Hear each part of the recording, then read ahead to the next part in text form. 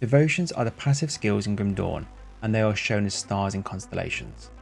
Devotions are a way to customize your character's build further than just skills, equipment, and components. You have 55 to use in total. Most of the devotions in Grim Dawn are earned by finding and restoring shrines, which will either ask you for an offering, normally a component or a rare material, or to cleanse the shrine by fighting a wave of monsters. If you have all the expansions for Grim Dawn, there will be a total of 157 shrines throughout all the difficulties, so there are plenty for you to find for your 55.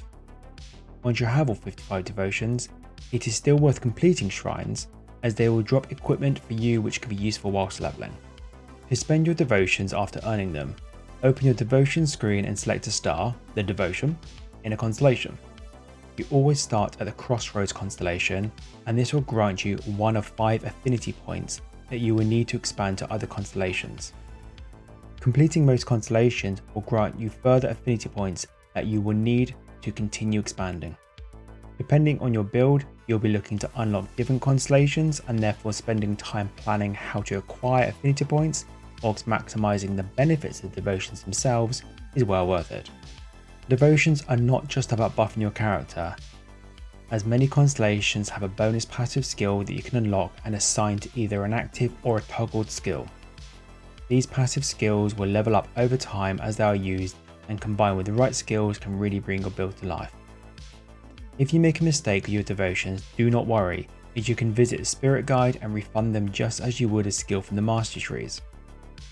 Note that you cannot refund a devotion that is required to meet the affinity requirement of another constellation you already have devotions in. However, that said, you can get creative. As many constellations grant you affinity bonuses when you complete them, these can be used to satisfy the constellation's own requirements. To explain further, if I needed one primordial affinity, which are the blue ones, to unlock another constellation, and on completion of that constellation I was granted 5 more primordial affinity points, I can actually refund my original points, as one of the 5 I've just got can be used instead. This means if you're clever, you can free up some otherwise wasted devotions and spend them elsewhere. Again, spending time planning out your devotions is time well spent. Finally, and I've mentioned this in other videos at length, so I'll only briefly mention here, you can earn devotion points within the Crucible by spending tribute points. I will link that video in the description so you can learn more. So that's devotions for you. Easy to learn, hard to master and work out what you want to do with them. Have you learned anything from this video, or do you have more to add that can help others? Either way, let me know in the comments below. Thanks, and as always, stay safe everyone.